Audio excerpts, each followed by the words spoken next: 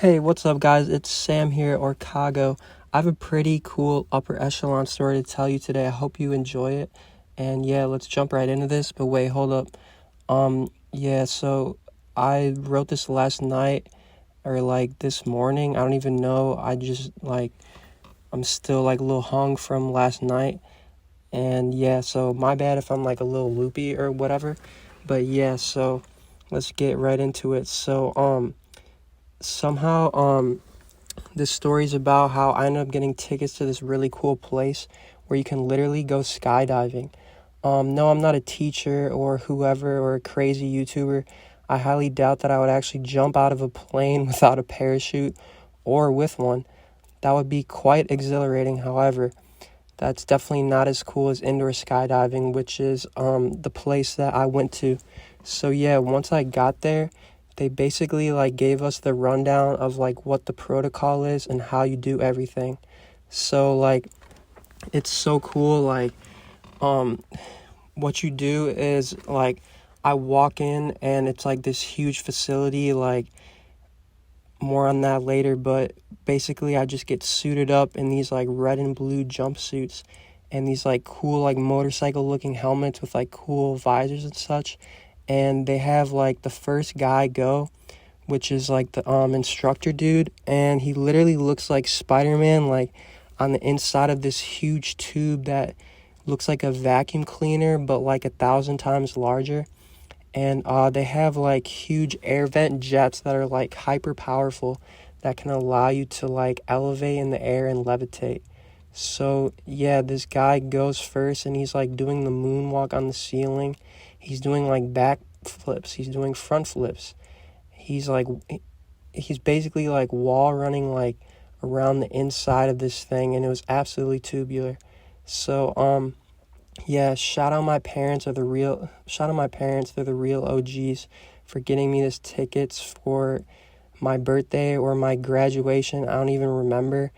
Um and I couldn't even believe that I would get like the chance to go to this place, but we really had to, just because like they recently built this huge thing along with like movie theaters, like top of the line like fitness clubs, and like all super posh and like upper class restaurants that you just can't afford.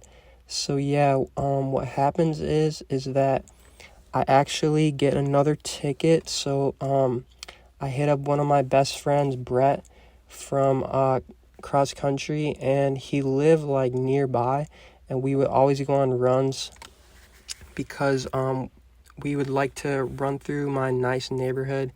And he it's kind of funny, like he lived in like this like smaller like terracotta colored house on the outskirts of the park, where I would like go longboarding at and play basketball and the whole 9 yards. So yeah, let me take a step back. Before all this was even going on, like during freshman year, I was on swim team, and oh, I forgot to mention too, I ended up stealing his girl and his cousin slash friend. I don't even know. More on that later too. But anyways, most of my friends were like the athletic type.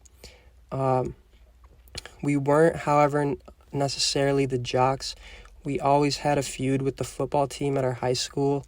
My other friends that my other friends that were at the lunch table that I usually sat with were like most just like into like engineering, and they definitely like love to smoke.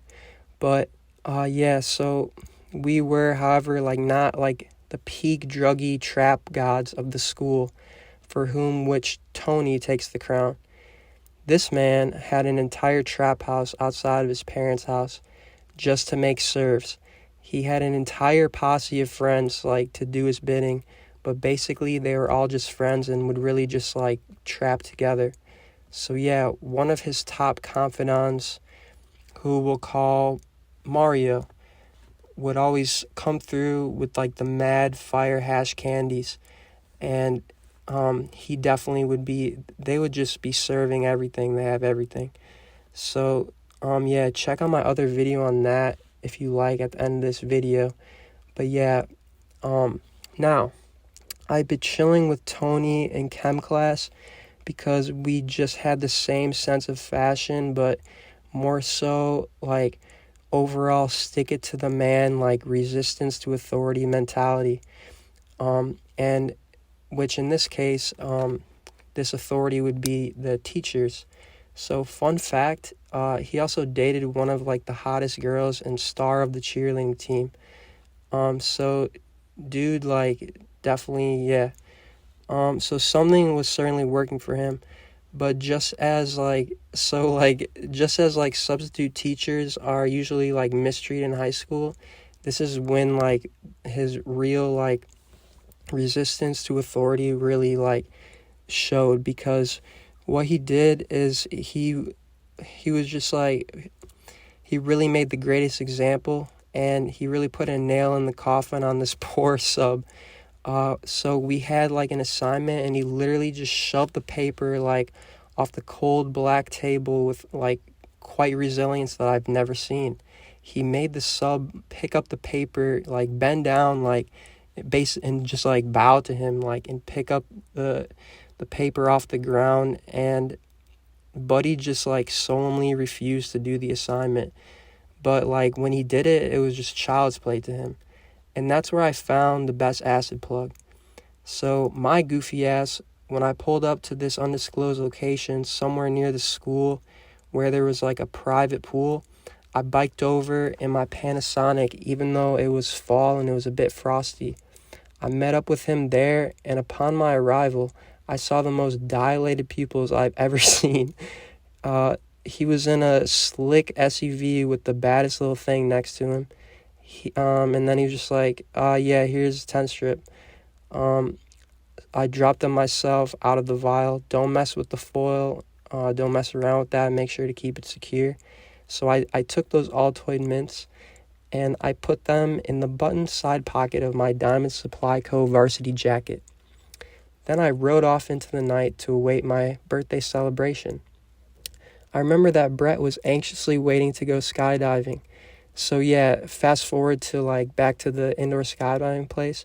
So dude was waiting for that. So he definitely had never done anything like this before, and he was for sure straight edge. He definitely had never done anything like this before. And he even got mad at him when I offered him a beer when he came over to like give me a haircut. So yeah, anyways, so I didn't actually end up taking those tabs like out of respect for him.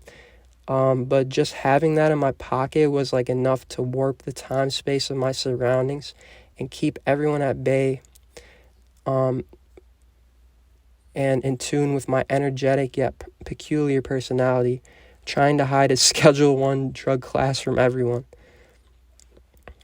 So yeah, and I mean, come on, like I really didn't want to overdo it. You can only take in so much like sensory perceptions at once. And I was really only like 16 or 17 at the time. I don't even know. So yeah, that's the end of this story time, guys. Thank you so much for listening. And I really hope you liked it. And definitely check out this other video with the hash candies. And make sure to like, subscribe, and hit that notification bell. Peace.